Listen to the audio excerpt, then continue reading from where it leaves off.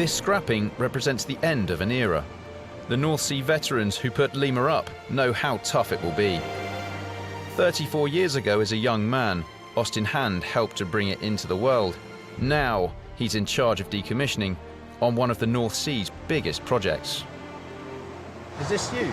That's me and my boss, Gordon Box, who was the guy who actually recruited me into Shell. I've been involved in that sense for 40 years, either design and construct. And initially, my first sort of foray into the offshore business was in Lima. That's Lima in the background. Then. That's it. It parked in the quayside in Lowestoft after we'd brought it down from Middlesbrough. So that was us beginning to get it ready to go.